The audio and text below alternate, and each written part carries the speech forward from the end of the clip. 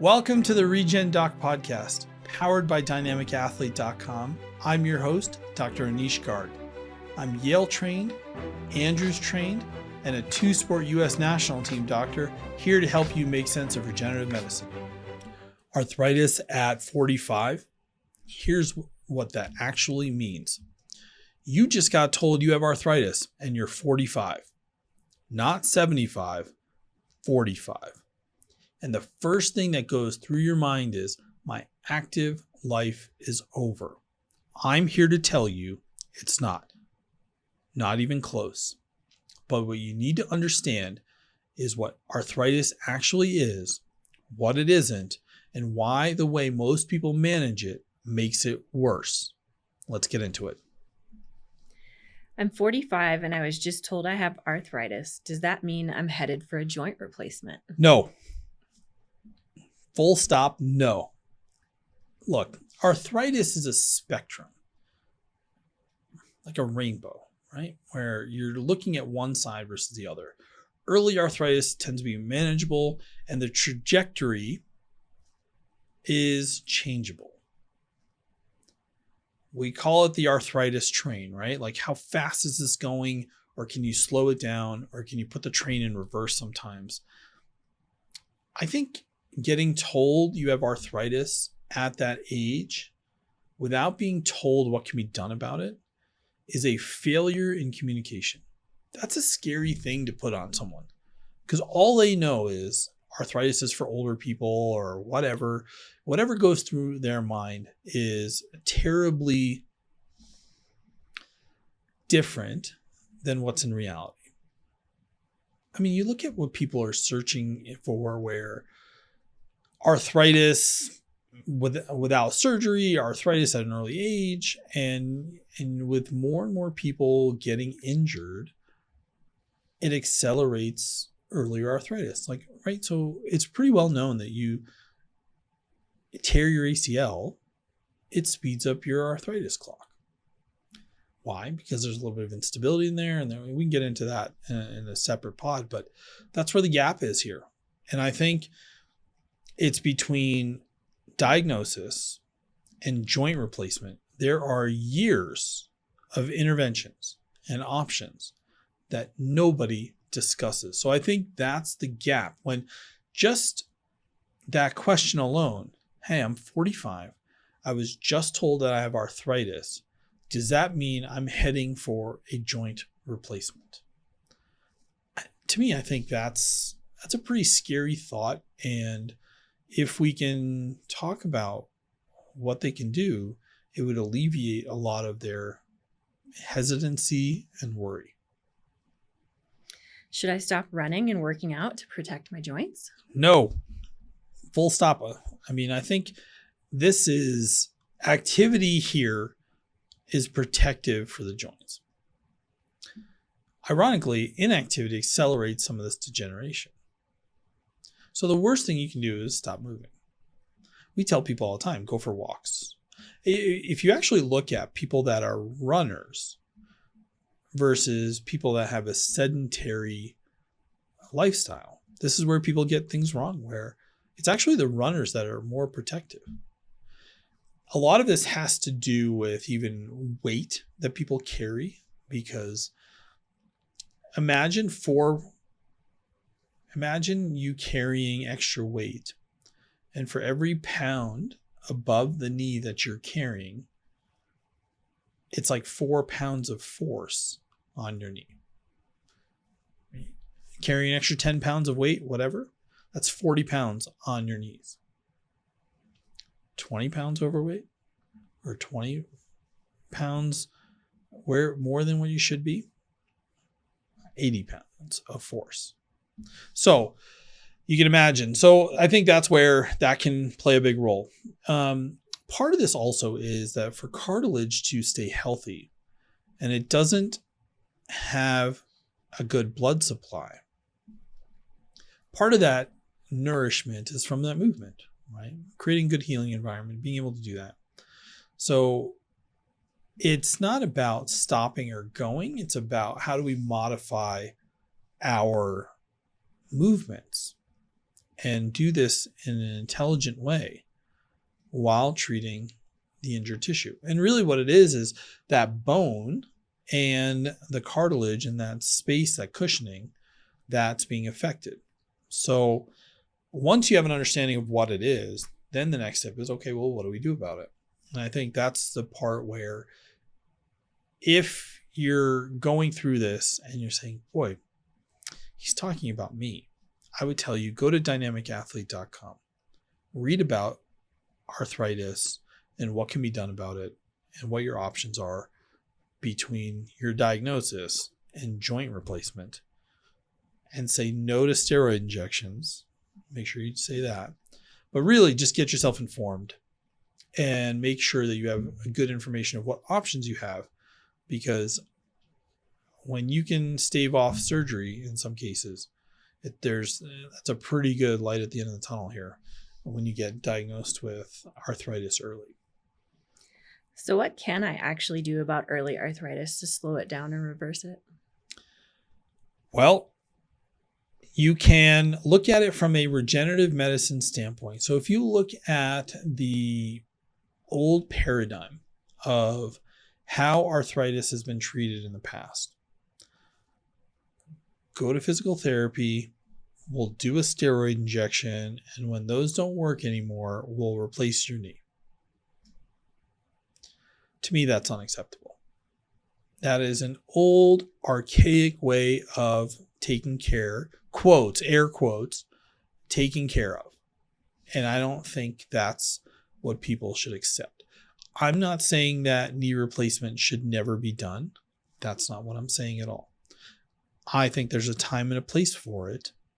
And you, the patient, the person, the one dealing with it, is the one that tells the physician when knee replacement occurs. It should never be the other way around. Never. You give them options, you tell them the reason why, but have they tried everything? Have they gone through everything at their disposal? And then you sort of make that decision. So what are some of these options? If you look at the old paradigm, that is looking at masking symptoms. So take some anti-inflammatories, get a steroid injection, put some ice on it. Those are masking symptoms. If you look at the other side of where sports and orthopedic is, I'm not even going to say is heading or is going. It is. It's current day. It's what we do day in and day out in our office. That how do you increase blood flow?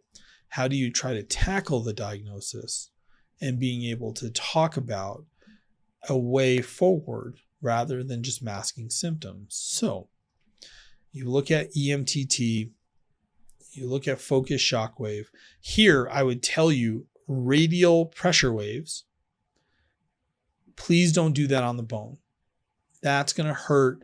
And anybody that's calling radial shockwave, and then people get the misnomer about shockwave hurts or shockwave didn't work, it's probably because you're using radial when you shouldn't be using radial. Then you look at options like PRP,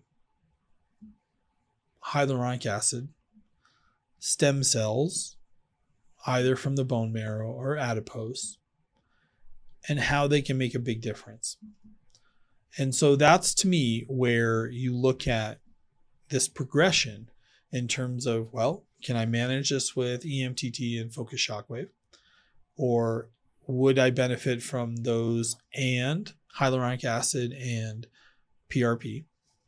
Or would I be better off getting stem cells and treating this earlier? So I think a lot of this really comes down to where your preference and comfortability is, but there's a lot of things that can be done. So once you start to look at options, it's less scary. And I think when you're able to go through this and things are less scary and you find a way to manage and treat these symptoms early. I've said this before on We talked about plantar fasciitis. We've talked about golfer's elbow, tennis elbow, things like that. The sooner you can get things taken care of, the better you're going to be long-term. Arthritis is no different. So there are many things at your disposal that you can sort of do to not speed that arthritis train up towards a joint replacement. What happens when someone with early arthritis comes to you? I think the big thing is walking them off the ledge. That's really the big thing here. I mean, that's a pretty big blow to be dealt, where somebody's going to saddle you with this arthritis diagnosis now. Pretty much that's not leaving. And then you're trying to figure out, what do I do now? I'm 45. What do I do now? And so we have a really good conversation first about, look, hey, this is not something that you need to be worried about. Let's try to tackle it. Let's figure out, can we make some lifestyle modifications? How do we get you stronger from a hip standpoint to help support it? There are a lot of things that we can sort of talk about. And then we get into those options. So this is one of my favorite stories.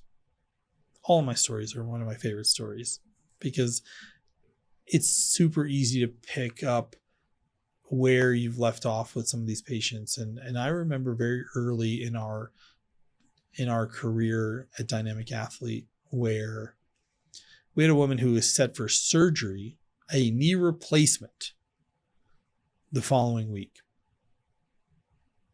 45, on our way to a knee replacement, actually had a meniscus tear involved with it too. I mean, like degenerative meniscus tear along with it. I told her, I said, I think we can help you. When you do a little bit of EMTT and focused Shockwave, and for her, she was pretty advanced, so we ended up doing microfragmented adipose tissue, so MFAT we call it for short, stem cells, and we did in combination with PRP and whatnot. And actually, even in that case, we did hyaluronic acid. So we did a lot for her. She had surgery scheduled for the following week. So we were starting on our Shockwave protocol, and she cancels her surgery. And now, mind you, she's only had a couple of sessions, and we're starting to talk about the process and going through. She cancels her surgery that had been lined up for months. And I asked her, why did you cancel your surgery? And she said, I'm encouraged by what we are doing, and it feels like it's targeting the areas where I hurt. So we continue along our protocol and our pathway. And we do all the things that I talked about earlier. And she gets back to increasing her workload from a PT standpoint, being able to go on walks, being able to go on hikes. And then she starts to just push it a little bit more. And she's like, well, what if I do like a 5K? Well, what if I do a 10K? And this is somebody who is set for surgery. And she's starting to hike more and more. And this is where using an unloader brace can help, certainly. So a lot of things that are at your disposal. So what does an unloader brace do? It just creates a little bit more of a gap where you have a collapsed or decreased space from arthritis. So now she's going and doing her activities. And this is well within the timeline of her if she had gotten a knee replacement. So now, 45-year-old, going to do all the activities that she wants to be able to do. Is she going to need a knee replacement in the future? Maybe. But imagine had she gone through that knee replacement at 45, and the lifespan of that is 25 years. So then what do you do at 70?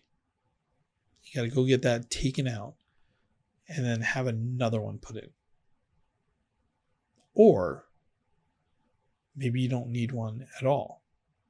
Or maybe you just need one Yeah, I mean, I think I go back to the same thing that I'm not saying that knee replacements are never the answer. I just don't think that they're the only answer. And I certainly don't think that they're your first answer. So a knee replacement's a big boy, big girl surgery. You, in my opinion, make sure that you've exhausted all your non-surgical options before you go down that road.